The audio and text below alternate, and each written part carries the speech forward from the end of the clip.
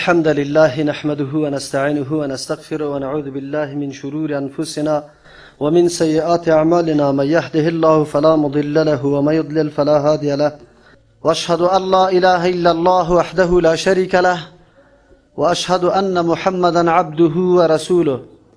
أما بعد، فإن أصدق الحديث كتاب الله، وأصدق الهدي هدي محمد صلى الله عليه وسلم، وشر الأمور محدثاتها، وكل محدثة بدعة، وكل بدعة ضلالة.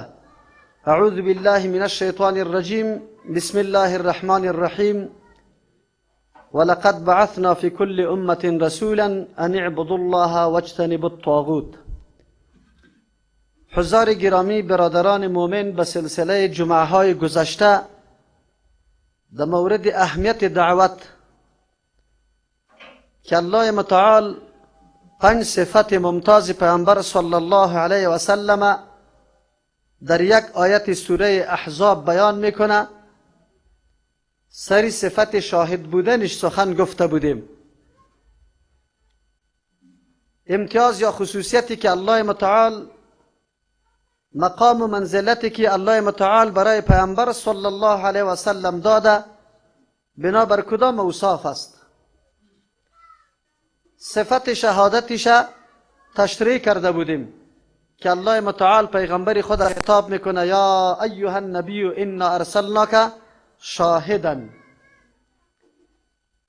دوم صفت ممتاز پیغمبر صلی الله علیه و سلم که همه انبیاء علیهم السلام در این صفات شریک هستند، الله متعال بیان میکنه: مبشرا و نذیرا.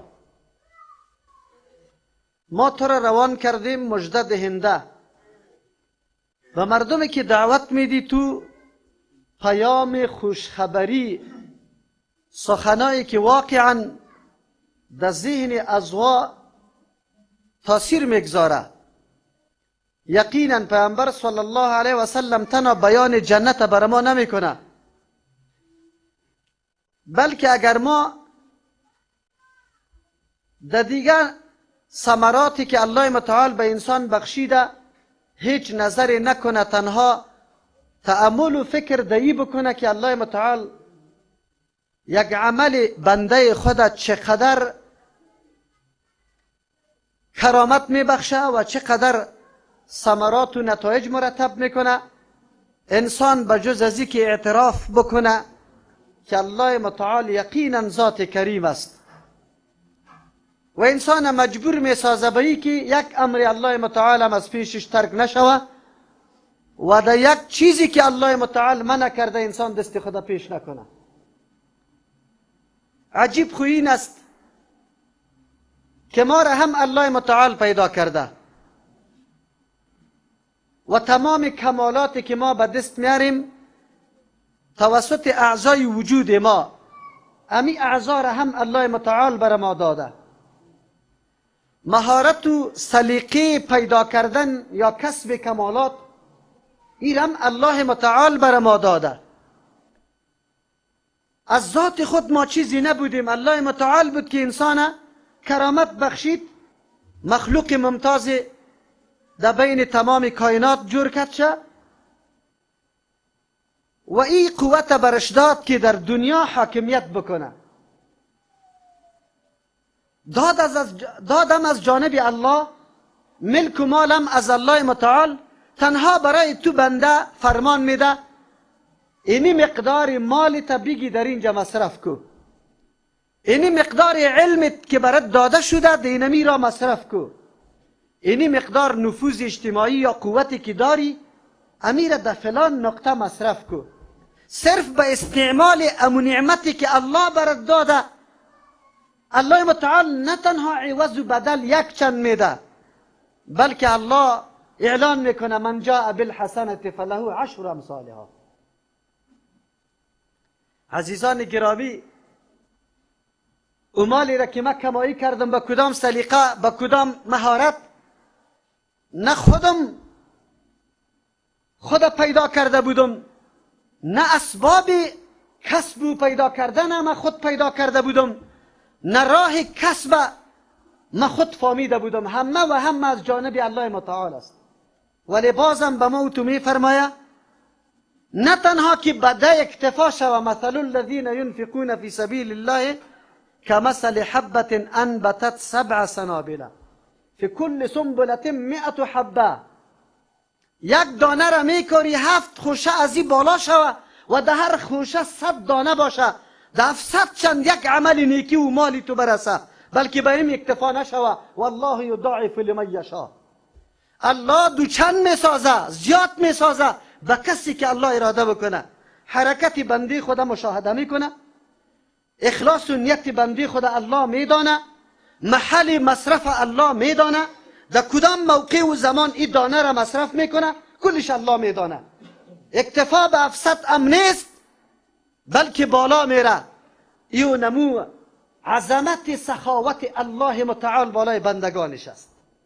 ما و تو بنده بعد از این احسان و نعمت بزرگ الله چه قسم برد گنجایش داره و بری خود روا میداری که همچو عملی که الله برات پاداشی چندین چنده برات میده، بازم تو قرار بشینی، دستی تبسته بکنی، علم تبسته بکنی، دعوتی تبسته بکنی، نفوذ اجتماعی تبسته بکنی، از آن چیزی که خیر تو به مخلوق الله متعال میرسه به خاطر رضای الله امو کمالاتی تا قربانی نکنی. آیا مؤمن؟ معلوم شد که این مؤمن اگر اینمی قسم اعمال در زندگی خود انجام داده، معرفتش با الله ناقص است، الله را نشناخته. اگر الله را می شناخت یقینا بعد از او می دانست که یا الله این کمالات برای من به این خاطر دادن نشده که من این را ذخیره بکنم، بلکه این را درای تو مصرف بکنم. این مصرفی من دو فایده داره، دو نتیجه داره. سبب مدحم در دنیا، سبب حفاظت مصیبت ها و بلاها در دنیا، سبب ازدیاد علم و مالم و برکت در مال و اولادم در دنیا. اما بزرگترین نتیجه در آخرت است که سبب نجاتم در آخرت میگرده. چطور یک انسان این امور را ترک بکنه؟ برش بیان شده تو در منزل روان هستی، اونجا قیدگیری هست، شرط و شرایط هست، ویزا نداشته باشی از طیاره تو را پایان نمیکنه، پس روانت میکنه. در ممالک دنیا ما تیاری میگیریم، پاسپورت طوری جور میکنیم که مطابق قانون بین المللی باشه، یک در نامت اشتباه باشه نمیپذیرت، پس رد میکنه. آیا در نظام الله متعال که هیچ چیز از پیشش خطا نمیخوره، در نظام الله متعال که رشوت وجود نداره، در نظام الله متعال که کامپیوترها خراب نمیشه، و کامپیوتر الله متعال است. تو بنده چه قسم در حالت غفلت قرار داری، از اون نعمتی که الله برات نصیب کرده استفاده نمیکنی. بزرگترین نعمت الله تو را مؤمن ساخت، عقیده صحیح و درست نصیبت کرد. ای برادرم که در این مسجد میایی افتخار داری، از نقطه دور حرکت میکنی، حرکتی تا آغاز میکنی، در 9 بجه تو حرکت کرده ای و میگی که ما یک نمازه طوری میخوانیم که سنتای پیامبر صلی الله علیه و سلم مکمل عملی شود. چطور راودار نیستی که از این دعوت خود فایده و ثمره به یک برادر مظلوم دیگه که در تاریکی قرار داره تو از این نفت به او نرسه؟ آیا از این حدیث بزرگ پیامبر که دنیا داد میزنه حقوق بشره، موادا را تهیه کرده سال به سال اضافه میکنه، این ماده برای حفاظت حق یک فرد انسانی در جهان. اما پیغمبر ما ضرورت به ساختن مواد نداره، ضرورت به اضافه کردن مواد نداره. در یک کلمه جامعه مکمل مسئولیت یک مؤمن مشخص میکنه و مؤمن بعد از تعمق و تفکر در این حدیث پیامبر صلی الله علیه و سلم درک میکنه که من در برابر برادر مسلمان خود چی مسئولیتی دارم. لا یؤمن احدکم حتی یحب لاخیه ما یحب لنفسه. ایمان کامل نمیگرده تا وقتی که آن چیزی را که برای خود میپسندی خوش داری او را برای برادر مسلمانت بپسندی و خوش بکنی. الله اکبر. اگر به یک حدیث پیامبر صلی الله علیه و سلم عمل شود، در دنیا ادناترین نزاع، جار، جنجال، نفاق، جنگ، جدل قطعا وجود نداره. چرا در حق مردم تعارض کنم؟ خودم نمیخوایم کسی سری حقم تعرض کنه. چرا سری خواهر مردم نظری بد داشته باشم؟ خودم نمیخوایم کسی به خواهرم بد نظر بکنه.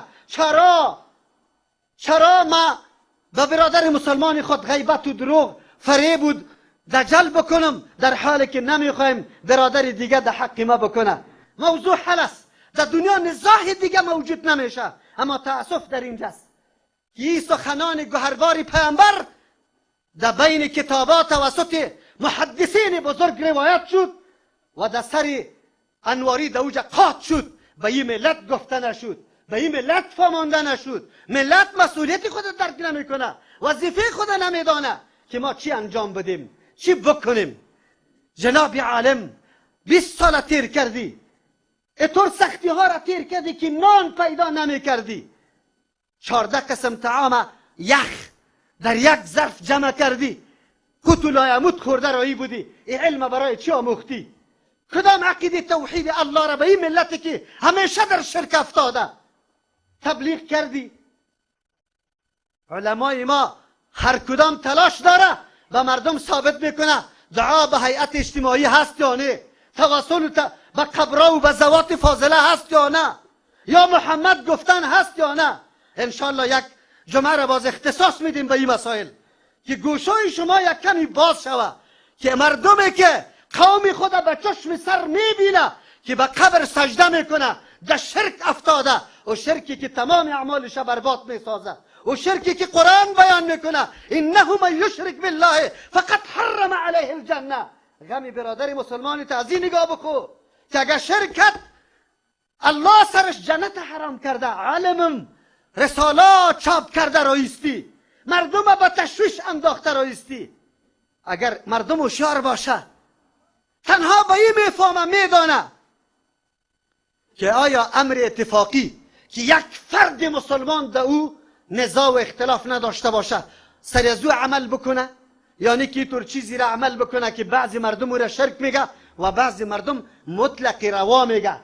نیکه و بابیت هم مستحب بودن و سنت بودن و واجب و فرض بودنش ثابت نمیتانی که هر قدر زور بزنی فقط بگوی که محض روا است. اما چرا اینطور رای را انتخاب نمی کنیم که یک نفر در او اختلاف نداره؟ ما از الله میخوایم ولله الاسماء الحسنى، قرآن برای ما میگه برای الله نامای حسنی و بهتر است، فادعوه بها. الله متعال مرا فرمان داده که به اسماء و صفات الله دعا طلب بکو. ضرورت ندارم جناب محترم که عالی تو برای ما ثابت میکنی که بله به حرمت فلانی و برکت فلانی و طفیل فلانی این دعام جایز است. ما پشت جواز نمیرم، ما فرمان الله خدا گرفتیم در او موسعله ایش داخل نمیشم که اختلافی علما درش وجود است که بعضی روا و بعضی ناروا میگه. ما او رای را انتخاب میکنم که الله برم فرمان داده. جناب عالم به این امت تشویشا را خلق نکنه، به این امت طرف شرک دعوت نده. توسل به ذات فاضله. کدام زن به نزد تو خو به زن تعلیم حرام است؟ از خانم نکشیدی، ترجمه قرآن خو ملایتم نفهمید، درس حدیث خو به هیچ کسی نگفتی. واکی در قبر میره توسل میکنه یا استغاثه میکنه، از قبر طلب میکنه یا قبر وسیله قرار میده. تو را بالله قسم اگر عالم هستی جواب بده. یکی بریم اردوی ما یک جا دمو زیارت های نام نهاد تو قرار میشینیم، مردم میایه از اونجا حاجت های خدا میخواه چی میکنه، کم کم از پیشش سوال میکنیم که مردم با کدام مقصد رفته. جناب عالم چی ضرورت است پول مصرف میکنی؟ خدمت ازیره بکو که دوستی تقاربت لا اقل برادر مظلوم مسلمانت در شرک واقع نشوه. در آخر امری که از دنیا رحلت میکنه یقینا کلمه توحید الله، عقیده توحید الله در زبانش جاری باشه، قلبش مملو از یکتا پرستی باشه. چی ضرورت است رساله را علی دعا به هیئت اجتماعی هست یا نه؟ دعوا چیست؟ حدیث از کجا میاری؟ چی را ثابت میکنه؟ عوام فریب نده. منظورم چیست برادرای مسلمان؟ الله متعال پیغمبر میگه وظیفت بشارت است، مژده بدی به امت آگاه بساز که ای مخلوق پیدا کرده الله متعال هستی، نعمتهایی که براتون داده شده از طرف الله داده شده، اما این نعمتها را الله پس از شما خریداری میکنه. علمتان خریداری میکنه، مالتان خریداری میکنه، قوتتان خریداری میکنه، نفوذ اجتماعیتان خریداری میکنه. در بدل شما خبر داری اگر در دنیا هیچ چیزی برات اثر نشوه، اینطور نتیجه و اینطور عوض میده که در او وقت و زمان کل جهان یک جا بکنی و یک نعمت الله برابری کرده نمیتونه. شما بگوی که امروز اومد کدام طرف روان است، کدام جهت روان است، از کدام نعمت الله در راه الله مصرف کرد، از علمش، از دعوتش، از مالش، از چیش در راه الله استفاده کرد. اومد چرا خواب است؟ داد از محبت پیامبر صلی الله علیه و سلم میزنیم. آیا تحقق پیدا کرد امیگت؟ آیا کدام روز ما مبشر شدیم؟ آیا یک برادر مسلمان خودم متوجه ساختیم که اومد در کدام مصیبت و بلای بزرگ قرار داره و تو توانمندی از این را داری که یک گوشه از این مصیبت ما اتون دور کرده بتانیم، ذریعه و سبب برای دور کردن مصیبت جور شویم، یکی ما اتون دست به دست بدیم. تأسف است یک تعداد دوستای ما نه تنها که دست به دست نمیده، اون کسایی که دست داده با تو در تلاش عزیز که دستی از دورم از تو بکنه دیگه طرف منصرف بسازد.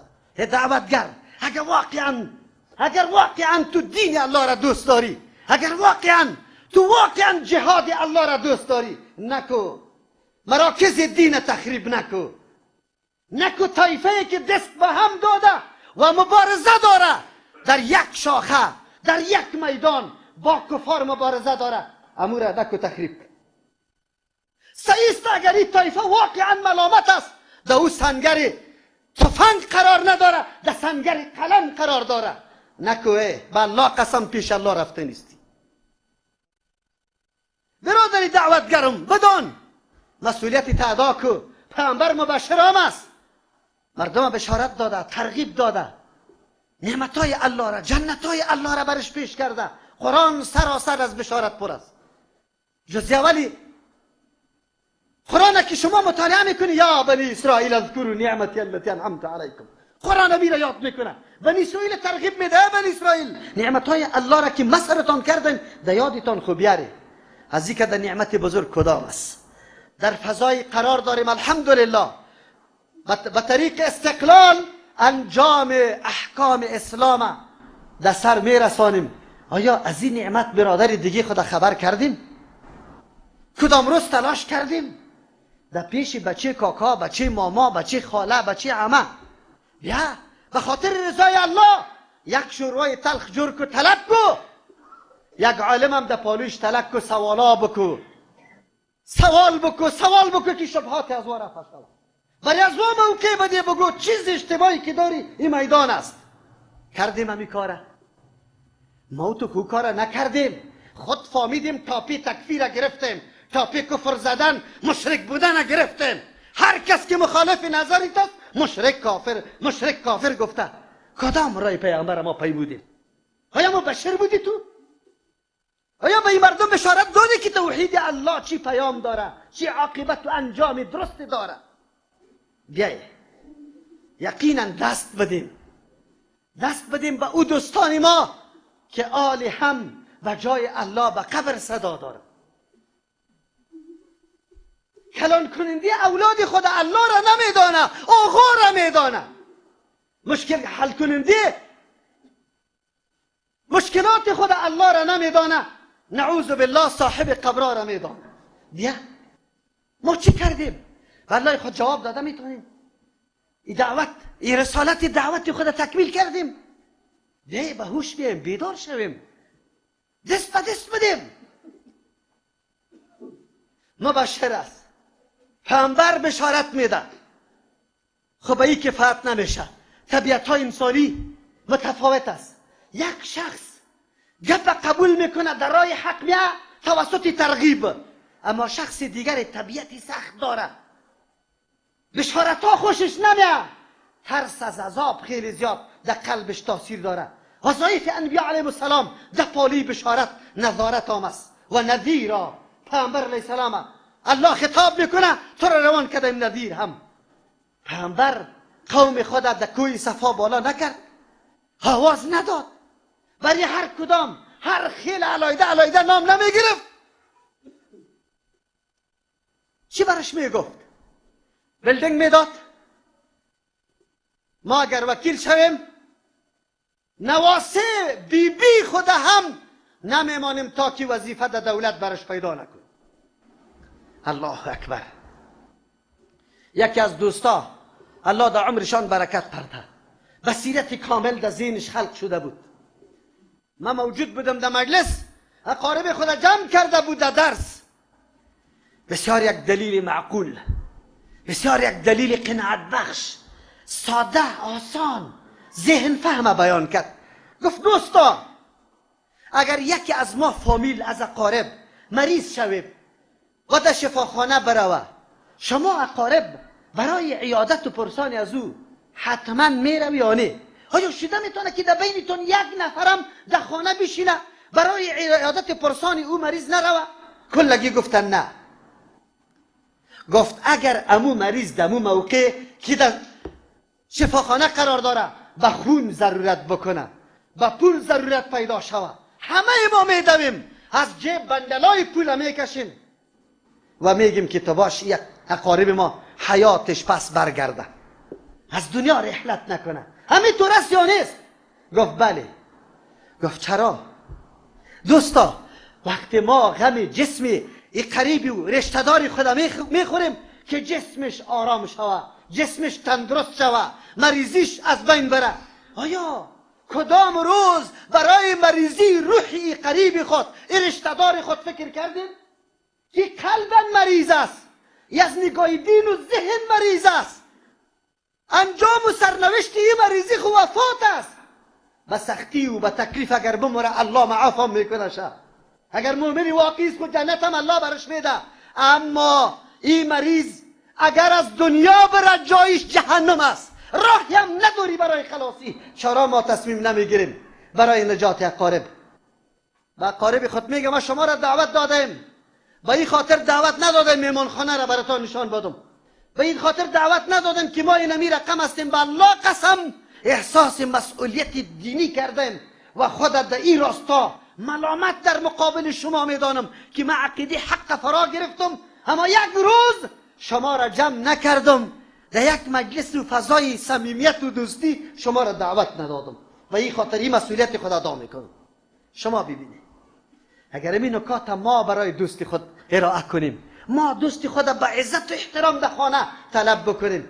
جناب موحد تو توحید و یکتاپرستی الله را یاد گرفتی، محبت پیامبر و سنت پیامبر در قلبت جا گرفته، هر مرتبه ای که تو یک نماز میخوانی بسیار خوش میشی، احساس آزادی میکنی، احساس قبولیت دعا و عبادتی تا میکنی. برای برادر مسلمان دیگر رشته دار قریبت امیر میخوای یا نمیخوای؟ بگو. نذیر است، صفت پیامبر نذیر است. نذیر مطلقی ترساننده را نمیگه. در پشت دیوال پنهان شو که من که آمدم او که سر ما که من خیز بزنم بترسم. نذیر ترسانندی از روی دلسوزی را میگه. بچگه که در لب تنور رسیده نزدیک شده قریب میفته وی میکنه می دست میگیری. بچگه خومه ترسه خود تو از کمال دلسوزی این صدا را کرده، به خاطر نجات بچت خیز زده، به خاطر نجات بچت آواز بلند کرده. پیامبر دلسوز است، دعوتی از او نشأت از قلب میکنه، از دلسوزی میکنه. امروز سخنای ما تاثیر نداره، مردم نمیپذیره. چرا؟ یقینا و کیفیتی که در دعوت پیامبر صلی الله علیه وسلم موجود است در دعوت ما وجود نداره. سخنای ما کوفتای دل کشیدن است، عقده هایی که در دل است میخوایم او را به بیان خود از دل خود بکشیم. هیچ نوع تأثیری نداره سخنای ما. اما پیامبر طور نبود. پیامبر سخنای عادی میزد، اما آنقدر محصر، آنقدر تغییر و انقلاب در وجود مخاطب می آورد که دیگر جان خود گرفته نمیتونست. علت ای بود بسیار دلسوز، از روی شفقت و ترحم سخن میگفت. درد داشت، درد نمیخواست این برادری مسلمانش در آتش جهنم بسوزه، رای جهنم در پیش بگیره و میخواست اگر ما رای حقیقت پیدا کردیم روان هستم، قریب و رشته‌دارمان باید روان باشه. الله اکبر. در آخرین مرحله پیامبر کاکای خود اعلان نمیکنه، برای کاکا میگه که کاکا یک مرتبه رو بگو که لا اله الا الله، الله اکبر. عقیده توحید اعلان کو که در روز قیامت سفارش کرده بتانم. چی پیام داره برای ما؟ در روز قیامت کسی که عقیده را نداشته باشه ولو در مقام و منزلت خیلی عالی قرار داری، برای او طور کسی شفاعت هم کرده نمیتونی. اما ابو جهلا، ابو لهب ها در گردوبر او طور مردمان ننگ داده رایسته که دین آبا و اجداد تو ترک میکنی. امروز طایفه ها و قریبای ما همین قسم در ننگا گیر آمده. این مردمایی که دعوت به شرک میده واره به ننگ بسته کرده، برایشان میگه دین آبا و اجداد، دین آبا و اجداد. کدام آبا کدام اجداد؟ در آبا و اجداد ابراهیم خلیل الله بود، حنیف. مطالعه کو زندگی ابراهیم خلیل الله را، چطور بابا بود.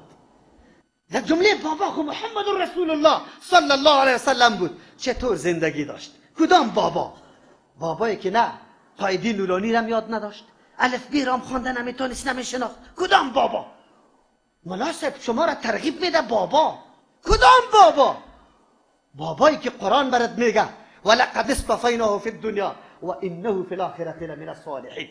کدام بابا را پیروی کنیم؟ قرآن میگه و من یرغب عن ملت ابراهیم الا من سفیه نفسه. کدام شخص است که از روش، از طریقه، از نظام ابراهیم خلیل الله سرپیچی کنه، اعراض و روگردانی کنه، مگر کسی که خود به حماقت زده. یقینا ابراهیم خلیل الله الگو و نمونه برای پیرویت است. چرا؟ الله برگزیده ولقد اصطفیناه، نه تنها در دنیا، در آخرت هم، فی دنیا، در دنیا هم برگزیده. امتحانات الله را تکمیل کرده، راه و طریق زندگی را به مردم رسم کرد ابراهیم خلیل الله. مبارزه از کجا شروع شد؟ از پدر شروع شد، با قوم، با دولت، میده کردن بتها، ترک کردن وطن برای دین الله، آباد کردن کعبه. خواهش نفسانی از بین بره، محبت زن او طرف شوه، گذاشته شوه، محبت اولاد نباشه، ذبح بکنه. کدامی ما تیار هستیم؟ امروز رسم و رواج قومی تو را نمیگذاره که عمل به سنت رسول الله صلی الله علیه وسلم بکنی. فقط امی بر مردم برم بد میگه، الله برات بد نمیگه. از الله حراسی نداری، در پیش الله روبرو شدنی نیستی، از قوم میترسی. کلا قد تعنا و مبشرا و نذیرا. پیغمبر نذیر است، به دلسوزی دعوت میده. الله متعالی شیوه و صفت نصیب امام بکنه. چهارم صفت و داعیا الی الله، دعوت دهنده به سوی الله. الله اکبر. نقطه جالب است، دقیق است، باریک است، هر کس متوجه به این گپ نمیشه. امروز زیاد دعوتگرا داریم. نزدیک انتخابات که شوه وکیل صاحب میایه، تو میگی به خورده کم سلام میده، در سرش دسته میکشه. به فقیر و دیقانم السلام علیکم میگه. آنقدر خودم متواضع کمین و مردم معرفی میکنه که انشالله اگر بر آرای شما آمده پارلمان رسیدم، این کوچگکایتان ایتر پخته کنم، جاگگکی مرا بگیره، خانگکی من بگوی سرای راحت شما باشه. اما 4 روز بعد دعوت به سوی خود میداد، به سوی چوکی خود میداد. 4 روز بعد در خانه که تک تک میکنی مصروف است، خواب است، در دوبه است، وقت نداره، خارجی ها پیشش آمده. باز بیچارگک سالا تیر میشه، این مردکه یک مرتبه مگرم در تلویزیون داشته باشی ببینی. در تلویزیونم القو میشینی قدر کلان شده، داد ازی میزنه چه رشوت هاست در دولت. رشوت ها در دولت از تو کیستی؟ اینا میگه دعوت به سوی شخص. ما گروه ها را دیده، دعوت به سوی تنظیم است، دعوت به سوی استاد. مولوی صاحب خود است، حالا مولوی صاحب بزرگی از او را بیان میکنه، دعوت به سوی پیر صاحب است. الله اکبر. یک عجیب، این پیر صاحب خبر داری؟ ما چند نفر روان شدیم، در دل ما گشت که امیم روز پیر صاحب برای ما شولا میداد تلخ، اونجا که رفتیم شوله تلخ موجود بود، پشتی گپ نداد. دعوت به سوی بزرگی بیان کردن پیراست، دعوت به سوی الله نیست، برای بیان بزرگی الله نیست، برای یکتاپرستی الله دعوت وجود نداره، برای عملی کردن احکام الله دعوت وجود نداره. پیامبر صفتش و داعیا الی الله. گاهی مردم نگفت ای مردم بیای برای ما سجده کنی، بیای دستای مرا بوسه کنی، برای ما کلیتان یک دفعه بخیزی. الله اکبر. صحابه پیشنهاد داره، پاچاهای فارس دیده، روم دیده، قیصر دیده که اونجا برای پاچاها برچفک مردم استاده سجده برش میکنن، خود پیشنهاد کردن برای پیامبر صلی الله علیه و سلم یا رسول الله، و مردم ها خود برش سجده میشه در حالی که وا اهلیت و لیاقت سجده را نداره. و تو خو الله متعالی کمالات برات داده که در مخلوقات بگوی امو گل بالا کیست؟ توستی، همون مقامی بالا برای توست، تو لیاقت یزیر داره که ما برش سجده کنیم. پیامبر چی میگه؟ اگر سجده برای غیر الله جایز می بود امر میکردم زنا را که سجده برای کی بکنه؟ مردا. اما سجده حقیقی است، گاهی مردم دعوت نداد. تأسف است امروز نه تنها جناب پیر و مولوی و عالم خوجه و میا و ملنگ که به خود به سجده مردم دعوت میده، ایره خب بگذار، ملاهایی که در گرد و بریش است و مردم دعوت میده، میگه پایایش بوسه کنید، دستارا خب بگذار. ادب تکمیل نمیشه تا وقتی که ذکر الله را میکنی چهره ای جناب در ذهنت بگیری الله بگو. الله هم باز آخر نمیشه هو آخرش گپ در جای دیگه میرسه. اگر چهرهش نبینی نعوذ بالله باز مشابه میشه به حیوانات که اینجا صدا از کیست. آخر همی عقل، همی منطق، همی استعداد، همی کدام طرف میره؟ آخر با کتاب الله حالا موی مبارک آمده شفاست ده پرتیس، شفاست ده پرتیس. کی گفت؟ کجا شد موی مبارک؟ کدام سند ثابت میکنه؟ الله متعال قرآن خودش میگه شفاء لما فی الصدور، از این شفا حاصل کردی. و قلبت که مریض بود از این قرآن شفا برای خود گرفتی. با کتاب الله چی معامله کردی؟ کتاب الله متروک شد. دعوت هم از کتاب الله ما نگرفتیم. دعوت امتیازات یا خصوصیت دعوت پیامبر صلی الله علیه وسلم است. دعوت به سوی منافع شخصی نمیده، دعوت به سوی الله است. الله اکبر. امروز در جهان هر کس که دعوت میده یک چیزی یا بلدینگ یا مال و متاع دنیا را به مردم پیش میکنه که اینطور است اینطور است اینطور است، همین گپا را برش بیان میکنه. پیامبر دعوت که میده برش میگه اولین دفعه که تو کلمه لا اله الا الله را به زبان میرانی دیگه مورد امتحان الله قرار میگیری.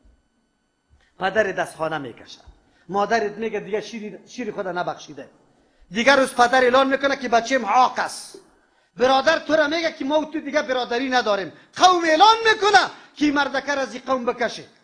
این دین جدید آورده، عجیب گپا میزنه. پیغمبر دعوت به مردم داده، نه وعده زن داد، نه زر داد، نه زمین داد، نه ملک داد، نه مال داد، هیچ دعوت وعده را نداد. وعده به ای داد که آخر نتیجه کشتن است، تعذیب میشی، شکنجه میشی، تکلیف میبینی. ایره میپذیری نمیپذیری. یکی از جمله دانشمندای اروپایی در مورد زندگی پیامبر صلی الله علیه و سلم تحقیق کرده. یکی از نشانه های پیروزی دعوت شبی است. گفت حقانیت دعوت پیغمبر در این نکته بود که در دنیا هر طایفه، هر شخص، هر فرد که میخیزه مردم دعوت میده، یکی از جمله امور ظاهری و مادی را به مردم وعده ها میده، اما پیامبر به کسی وعده نداد که بیا تو اسلام بیار دختر برات نکاح میشه، اسلام بیار مال برات داده میشه. پیامبر دعوت داد، گفت بیا تو شکنجه میشی، نتیجه آخر شهید شدن است. الله اکبر. ای کاش که امو لذت دین، امو لذت عقیده در قلب ما یک کمی استحکام پیدا میکرد که مثل بلال واره در سر ریگا مردم کش میکرد، روغنا و خونای ما در سر ریگ روان میبود، خب ما میگفتیم احد احد، ما الله را میخواهیم. امروز در راه دعوت چی؟ چه تکلیف کمایی کردیم؟ بگوی چه درد دیدیم؟ سیرت رسول الله مطالعه میشه. برای چی مطالعه میشه؟ سیرت رسول الله مطالعه شود که ما بدانیم که پیامبر به کدام روش و به کدام سختی و تکلیف بیان دین الله را در پیش مردم کرده، در حالی که تکی تنها مونس هم نبود، کسی هم نبود که قطش بشینه همین درد دل خدا برش قصه کنه بغیر از کی؟ خدیجه الکبرا رضی الله عنها. الله اکبر. شما سیرت بخونید، خود سیرت به این حیثیت نخوانید که در مسابقت تاریخ یاد داشته باشم. سیرت از این حیثیت بخوانید که چراغ زندگی خود قرار بده. پیغمبر چطور زندگی کرده بود؟ من امروز زندگی را از خود میکنم، من در روی پیغمبر قدم میگذارم و چون پیغمبر را دوست دارم شمایل، اخلاق، حلیه، همه راهایش زیر مطالعه قرار میدم. راز کامیابی دعوت پیغمبر در کجا بود؟ همون نکته ها را من خود بررسی میکنم، باید به موشه و قدم بگذارم. افسوس امروز در میدان دیده نمیشه. وسائل برای دعوت آنقدر الحمدلله سهل آسان شده. آیا تا طایف مثل پیامبر ما پیاده سفر کردیم؟ امروز توسط اینترنت میتونم سخن خود در دقیقه فوری امیال بیانم حتی در امریکا پخش شود. میتونم، دسترسی دارم. الله اکبر. موتر در پالویم است، قلم در پالویم است، موبایل در پالویم است. من بسیار تشویق شدم، من بسیار ترغیب شدم، برای من بسیار شجاعت داده شده. مردم برای من در تلفن میگم مولوی صاحب شاگردی میمری کارت موبایل تستم. سخت در شرک واقع بودم، به الله قسم دین نمیدانستم. فهمیدم که دین چی را میگه. من میگم الله اکبر. ما واری مردم گناهگار سخنانی که به هیچ وجه هماهنگی و موافقت و برابری با سخنان گوهربار رسول الله صلی الله علیه وسلم نداره، ولی با این سخنان ما گناهگاران که مردم گوش میمانه. چطور خیر من آرام بشینم؟ چطور من یک لحظه خود آرام تیر کنم؟ الله اکبر. وقتی پیامبر صلی الله علیه و سلم علی رضی الله عنه بچه کاکای خدا، داماد خدا، شخصیتی که واقعا خیلی دوست دارشه، روان میکنه طرف خیبر. چی پیامبرش میگه؟ پیامبر صلی الله علیه و سلم میگه ادعوهم، دعوت بده امی اهل خیبر تو ای علی رضی الله عنهم بسوی چی؟ لا اله الا الله، که و عقیده توحید الله را بپذیره و اخبرهم بما یجب علیهم، خبر بده به آن چیزی که سرشان واجب است. خب بعد از او برش چی پیام میده؟ این دعوت که تو میدی، این وظیفه را که اجرا میکنی چی است؟ لأن یهدی بک الله رجلا واحدا، اگر الله هدایت کنه با واسطه تو یک شخص، خیر لک من حمر النعام، بری تو بهتر است از شترای سرخ کرده، بهتر است از شترای سرخ کرده. انفسترین، قیمت بهاترین، نایابترین مال در او زمان امی شتر بود. خوبی برات بهتر است. شتر مال دنیاست، چند روز است، شان و شوکت سرش میکنی لیکن یک روزی میروی. اما هدایت یک شخص که نجات از عذاب جهنم میابه، این برای تو خوب نیست؟ این برای تو خوب نیست؟ بلکل خوب است. ما اگر عقیده حق در قلب ما یقینا ریشه گرفته، ما را آرام نمیگذارم. این روشنی است. این روشنی همیشه پرت نمیمانه. شعله هایش از یک روزنه نه از یک روزنه بیرون میبراید. یک روز خود پنهان کنی، دو روز خود پنهان کنی، روزی سوم پنهان نمیشی. موحد خود پنهان کرده نمیتونه. بجز از اون مردمایی که از مداهنت کار میگیره، افشا میشه، در خانه پدر افشا میشه، در بین قوم افشا میشه، دعوتش علنی میشه. پیامبر همینطور دعوت داده بود. صحابه کرام اینمی قسم پذیرفت. سحری فرعون وقتی که حقیقت دین درک نکرد، در سجده نفتادن. آلی ترسی فرعون در ذهنشان است؟ نه، او قسما میخوره که ما شما را در شاخهای خرما اعدامتان میکنم آویزان میکنم. گفت تو چیزی را انجام میدی که در دنیا اختیارش داری، فقط ما را آویزان که میموریم. اما رجوع ما به سوی کیست؟ الله متعال است. امروز چرا همین عقیده را ما از خود نکردیم؟ چرا همین پیام الله که رجوع ما به سوی الله است؟ همین نعمت بزرگ دوستی خدا آگاه بسازیم، قریب خدا آگاه بسازیم، دعوت ما به سوی الله باشه و یک تا پرستی الله. آیتی که براتون خواندم ولقد بعثنا فی کل امت رسولا. برادرم وظیفه کی را پیش میبری خبر داری؟ وظیفه انبیاء علیهم السلام. وظیفه انبیاء علیهم السلام را پیش میبری. هر پیغمبر الله میگه ما روان کرده در قوم چی برش پیام دادن؟ ان اعبدوا الله واجتنبوا الطاغوت. قوم در رأس دعوتتان، در سر دعوتتان این سخن وار از وار بدون تأمل بدون وقت تیر شدن برای مردم بیان کنی که ان اعبدوا الله، یک الله را عبادت کنی، واجتنبوا الطاغوت، از طاغوت اجتناب بکنی، دور بکنی. طاغوت چی را میگه؟ هر آن چیزی که بناحق پرستشش میشه، از سنگ، از درخت، از چشمه، سم دلدل، شاهی مردان، چنارا را مردم چی میکنه؟ اولیاء کرام پیغمبران علیهم السلام طاغوت گفتن نمیتونیم. چرا؟ و دعوت نداده، راضی نیستن اگر چی مردم برای از عبادت بکنه، در وقت حاجت ها برش آواز گفته شود. او طاغوت گفته نمیشه.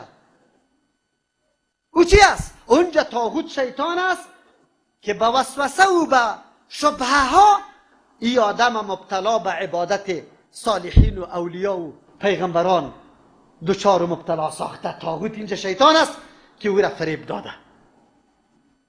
بله، اگر انسان ها خود کلان میتراشه مردم به سجده خود دعوت میده، به این دعوت میده در وقت ذکر چهره مرا بگیرید نظر، به این دعوت میده در وقت مشکلاتتان حتما به ما آواز بده، و به این دعوت میده که وفات کردم و فلانی مرض سر شما آمد و در قبر من آمده، باز ذمه‌وار خودتان هستی، ملامت خودتان هستی. اینطوری دعوت ها را که میده این طاغوت است. قرآن بیان میکنه هر پیغمبری دعوت داده، ما هم تابعدارای پیغمبران علیهم السلام هستیم. دعوا داریم که در پیروی پیغمبر قدم میگذاریم. واقعا دعوت دادیم؟ با چشم سر میبینیم مردم چی میکنه، چی انجام میده. یک روز خدا آماده برای دعوت از او نکردیم. امیم دفعه میرم و بسیار عاجزی، تواضع قطش میشونم، سخن قطش شروع میکنم. برو اگر قط چپیلا قام زد خیر است، اگر مرا از دستم کش کرد از خانم بیرون کرد خیر است، یک چند دشنامم که داد زد خیر است. امی همه گپا را به خاطری کی بگوید دین الله متعال چی میکنم؟ قربان میکنم. آبروی خدا، لطی خدا، عزت خدا بگوید فدای چی میکنم؟ دعوت دین الله میکنم. الله اکبر. دعوت دین الله را بدی، بله، که در روز قیامت الله از آبرو و عزتت خود دفاع بکنه که آبرو و عزت تو قربان کرده بودی به خاطر دین الله. دعوت به سوی الله، اولین دعوت به سوی الله است به توحید الله. برای مردم بشناسان که الله ذاتی است که هیچ کس در عبادت شریک شده نمیتونه، نه مستحقش است. لا اقل این قدر به مردم بفهمانیم.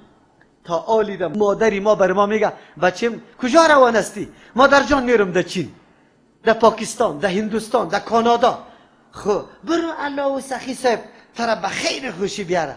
یک روز مادری تا نگفتی که او مادر جان آیا الله اینقدر قدرتش ضعیف است که مرا به خیر خوشی پس آورده نمیتونه تا که قوت سخی صاحبان قطعی الله یک جای نباشه؟ گفتی؟ اینه مثالا براتون میگم که ما چی مسئولیت داریم حتی در خانواده خود. داعی به سوی الله باشیم، برای احکام تعمیل احکام الله دعوت بدیم. یکی نمی حکم الله متروک است، یکی دستیکی بکنیم، امیر عملی بکنیم.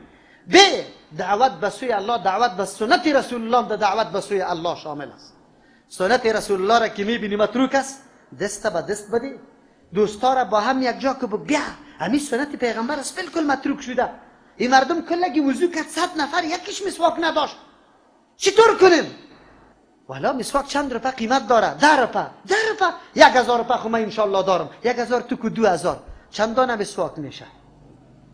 200 دانه مسواک. 200 نفر توزیع میکنم. ترغیبام برش میدم که مسواک سنت رسول الله است، مفید صحت هم است. ما اقدام کردیم برای عملی کردن سنت رسول الله صلی الله علیه و سلم، تلاش کردیم. بیا همین صفحه که جور میکنیم چه قسم جور کنیم؟ طریقی پیامبر صلی الله علیه و سلم چه رقم است؟ ما دعوت بدیم به سوی الله. خب باذنی. نکته دیگری که در اینجا هست، دعوت پیامبر به سوی الله هست. دعوت به سوی شخص، منافع شخصی، منافع قومی، منافع سیاسی، این گپا نیست. فقط دعوت به سوی دین الله هست. خب چه رقم دعوت میده؟ از خود راه ها را انتخاب میکنه، نقشه ها میریزه؟ نه، باذنه. کدام حکم پیامبر است که به مردم بیان میکنه و بدون اذن الله و امر الله باشه؟ خو نیست. و ما ينطق عن الهوى ان هو الا وحی یوحى. اما اینجا چرا الله متعال در مسئله دعوت کلمه باذنه را میگه؟ به خاطری که تاثیر گذار شود. زمانی که دعوت از جانب الله باشه و تو را دعوت میدم، تو درک میکنی که اوه ای آدم، این گپی که برای من میزنه این گپی شخصی از این نیست، این برخواسته از مفکوره و ذهن خودش نیست. چرا سخنی که برخواسته از مفکوره خود آدم باشه تو میگی من یک انسان هستم مثل ازیواره، اما مفکوره کی داره، ذهن کی داره؟ من دارم. شده میتونه سخن من از این کده قویتر و راستر باشه، از او خاطر نمیپذیری. ولی وقتی که برات میگه که نه، حکم الله متعال شده، آل ذهنت بالکل میپذیره، میگی که دعوت از جانب الله داده شده. پیامبر راز کامیابی دعوتش امی بود که مردم به حکم الله دعوت داد. 40 سال در بین مردم با کمال تقوا، امانتداری، صداقت، اخلاق نیک و زیبا که خرد و کلان اهل مکه بالکل این تصدیق میکنه و تسلیم است، خود دعوت نداده. یک روز کسی را نگفت که ما شما را به این قسم به این چیزا دعوت میدم. زمانی که پیام وحی الله آمد دعوت شروع کرد. خب امروز دعوت ها چه رقم دعوت میشه؟ جناب پیدا میشه به مردم چی میگه؟ ما در مرحله رسیدیم که هر چیز از سینه خود میگیریم. به قرآن ضرورت نداریم، به رسول ضرورت نداریم. دیگه سوژه اعلان میکنه بسیار ریاضت میکردم، خوش داشتم در قبرها برم، زیارت ها میگشتم، ریاضت میکردم، سری خود بند کرده بوم، گوشتم میوره تعاماره. یک روز همینطور برآمدم که میبینم که دنیا نورانی است، عجیب روز است، هوا معتدل، سعی میکنم که همه ما حول خودم نور مشاهده میکنم. 3 دانه آواز شد برم. یک آواز شد که بخی خوکده مردم دعوت بدید. کجا؟ در خود پرستی، در سجده کردن به خود. 2 آواز دیگر را پنهان کرده میره به مردم نمیگم. و 2 آواز دیگه خبر داری؟ در یکیش دعوای نبوتی خدا میکنه، باز در دیگهش دعوای الوهیت خدا میکنه. به حیا واره. او وقت باز میگه امی مردمی که مردم دعوت به خود داده، در انجام دمی کابلتان، همو جناب پیر صاحبی که اول میگفت من شما را میرسانم قلبایتان پاک شود، در آخر امر ادعا نکرد که سخن ما سخن کیست؟ الله. کلیپش موجود است. با علمای اهل تشیع مناظره داره. همو جوانا که مریدایشان است. گفت الله حلول کرده در وجودی کی؟ جناب فلانی خان و آل فلانی خان که سخن میگه سخن کیست؟ بگویه. دعوای الوهیت شاخ داره، رنگ داره، ولی همین ملت کدام طرف گم است؟ چطور راه را هیچ پیدا کرده نمیتونه؟ آیا پیامبر به این عظمت خود کدام وقت گفت که الله در وجود ما آمده؟ حالی که سخن ما میگم سخن من نیست، سخن کیست؟ اینجا الله تکلم میکنه. نعوذ بالله. الله جسم داره؟ منزه است. الله مشابه مخلوق شده؟ میتونه؟ لیس کمثله شیء و هو السمیع البصیر. ولی با تاسف ملت در اینمی قسم تاریکی قرار داره. ای برادر مسلمانم، نه تنها کیو از بین رفته، امروز در شهر کابل کم از کم در 50 نقطه همچو حلقات وجود داره و امین دعوت ها داده میشه. خود تو مسلمان غمی دنیای تبخو، غمی موتری تبخو، غمی تب بیلدینگی تبخو، در تلاش ازیبی چه قسم یک زن به خود بگیرم، چه قسم خود آراسته کنم کالا. 4 ساعت تن و دموی شانه کردن تیر میشه و 5 ساعت دیگه هم در کالا پوشیدن. آخر ملت کدام طرف داره؟ تو مسئولیت نداری؟ بچه کاکای موتوس، بچه مامای موتوس، لا اقل همسایه، لا اقل مشترک در الفاظ کلمه است. و هم لا اله الا الله را میگه و تو لا اله الا الله را. اگرچه او مفهوم و مقصد لا اله الا الله را تا آلی را درک نکرده و تو درک کردی، باید مفهوم لا اله الا الله را به او برسانی، بیان کنی و مسئولیت خود ادا بکنی. ان شاء الله جمعه های آینده ان شاء الله این سلسله دعوت، طریقه دعوت و مسئولیت دعوت، چه قسم دعوت داده شود، منهج دعوت، کلش ان شاء الله اگر حیات باقی بود الله توفیق شامل حال ما ساخت ای را تکمیل میکنیم. سوال کسی روان کرده، سوال کرده که نیت کردن در نماز چه حیثیت داره و آیا جای نیت در کجاست و با زبان نیت کردن در شریعت اسلامی چه حکم داره. برادر ما که سوال کرده سوال خیلی نیک و زیباست. انشالله در جمعه های آینده هم همچون سوالات جریان داره برای از اینکه معلومات برای دوستا حاصل شود. نیت قصد میگه، قصد قلب میگه و خودت گفته که محل نیت کجا است. نیت میگه به خاطر یزید شریعت که یک عبادت از عبادت دیگه جدا شود. وقتی که تو قصد میکنی یاران نماز سنت میخوانی یا فرض، نفل میخوانی یا فرض، تمیز میگه، جدایی در بین عبادت ها میگه و گاهی به خاطر جدایی عبادت از عادت میشه. یک آدم همونطور میره گرمی کده در او خودم میندازه پس میبره به این او انداختن خود این آدم نماز خوانده نمیتونه. چرا؟ قصد پاک کردن خود نکرده، قصد سرد شدن خود کرده. اما کسی دیگری میره غسل میکنه و او نماز خوانده میتونی. عمل یک عمل است در آب انداختن، اما در یکی قصد پاکی را کرده، در یکی قصد سرد شدن. جدایی یکیش عادت شد دیگهش عبادت شد. اینجا فرق در بین عبادت و عادت میاد. و دیگه در نیت تمیز معبود از معبود است. برای کی عمل انجام میدی؟ برای الله یا برای کسی دیگره؟ از همون خاطر یک عبادت بدون نیت صحیح شده نمیتونه. ضروری است هیچ عبادت بدون نیت صحیح نمیشه. اما نیت محلش کجاست؟ من یک مثال ساده میدم. وظیفه گوش شنیدن است، وظیفه چشم چیست؟ دیدن. اگر ما همینجا بگوییم که چشم شنیده میتونه و گوش دیده میتونه، درست است یا خطاست؟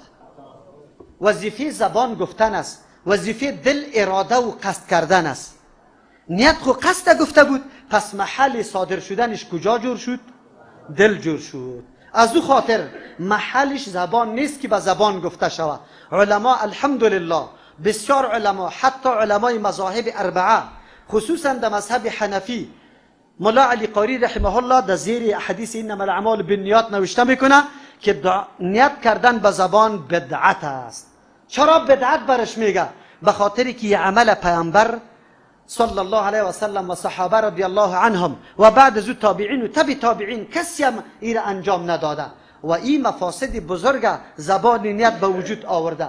مردم سجده تلاوت قرآن کریم سجده تلاوت میکنه باز نمیکنه سجده تلاوت. چرا؟ میگه نیتی شاید ندارم. و جناب محترم آیت خواندی داخل رساندی، حالی قصد کو که من سجده تلاوت میکنم در دل، الله اکبر بگو، سجده کو. در جنازه حاضر هستن، جنازه استاد بشه، بیا جوانا استاد است، بیا جنازه بخونه، نیت جنازه را یاد نداریم. خو نیت کو قصد قلب میگه. از امو خاطر در یک عبادت نیت به لفظ نامده. اگرچه در حج لبیک حجتن و عمرتن میگه، او به منزله تکبیر است که در نماز الله اکبر میگیم. از او خاطر نیت در زبان بدعت است، این در زبان کرده نمیشه. اونجا قرائت امام شروع و اینجا تو نیت کردم میسازم. یک کسی یک واقعه را نوشته که در حرم میگه یک نفر استاد بود، نفر دیگه هم در پالوش بود. او به زبان نیت میکرد، یکی شروع کرد که نیت کردم ادا میسازم 4 رکعت، 2 رکعت نمازی فرضی جمعه را پشتی حاضری اینمی امامی حرم و روی امام طرف یمی کعبه و خالص برای الله متعال. و مردکه پس اعلا دستای خدا میگه برش گفت که بیادرکم یک چیزی از پیشت ماند، تاریخ هم ذکر کو، اینی ساعت، اینی روز، اینی ماه، اینی سال، اینی ترگپارم بگو، کالای تم ذکر کو که با این کالای نماز میخوانم. این رنگا را گفته رایستی. عجیب است، در بدر شد ملت توسط این گپا. نه، نیت قصد قلب میگه. زمانی که موت امیالی ده نماز جمعه همی که میخیزیم، برای چی میخیزیم برادرها؟ او چند رکعت است نماز جمعه؟ امیر قصد کرده الله اکبر گفته میشه. الله متعال کلگی ما را سری احکام دین بفهمونه. این سلسله سوالا ان شاء الله ادامه پیدا میکنه. اینی قدر گپ براتان حاصل شد. یکی از خاطرات خود هم براتان میگم. در او زمان خرد بودم، من خودم می گپا را نمیفهمیدم که یک کتاب فقه را کم کم میخواندم. در پالویم یک ریش سفید از قوم ما بود، الله مغفرت کنه کل اهل اسلام، بسیار آدم دیندار بود. تکبیر اولا را همیشه میگفت، شب و روز در قرآن تلاوت قرآن مشغول بود، اما زبانش کم کم بند نشد. این که تکبیر خودش گفت شروع کرد به نیت. شما باور به الله بکنیم، مولا امام در رکوع رفت، او نیتش تکمیل نشد که نیت میوکه زرد اخلاصه تا که در اوجه رسید. عجیب است. الله متعال رحم بکنه که امت از همه مسائل دین آگاه شوه. بارك الله لنا ولكم في القرآن العظيم ونفعنا وإياكم بالآيات والذكر الحكيم. أستغفر الله لي ولكم ولسائر المسلمين فاستغفروه إنه هو الغفور الرحيم. تفوح روائح الريحان لا أزكى ولا أطيب، ويجدو الطير في البستان لا أندى ولا أطرى. تفوح روائح الريحان لا أزكى ولا أطيب، ويجدو الطير في البستان لا أندى ولا أطرى. تفوح روائح الريحان لا أزكى ولا أطيب، ويجدو الطير في البستان لا أندى ولا أطرى. ويزهو الزهر في الرمان لا أبهى ولا أعجب، فجلت قدرة الرحمن لا أقوى ولا أغرب. ويزهو الزهر في الرمان لا أبهى ولا أعجب، فجلت قدرة الرحمن لا أقوى ولا أغرب. تفوح روائح الريحان لا أزكى ولا أطيب، ويجدو الطير في البستان لا أندى ولا أطرى. تفوح روائح الريحان لا أزكى ولا أطيب، ويجدو الطير في البستان لا أندى ولا أطرى. ينادي البلبل الشادي رفيقته ويغريها، وتحنو الإبل في الوادي فلا تنسى بواديها. ينادي البلبل الشادي رفيقته ويغريها، وتحنو الإبل في الوادي فلا تنسى بواديها. تفوح روائح الريحان لا أزكى ولا أطيب، ويجدو الطير في البستان لا أندى ولا أطرى. تفوح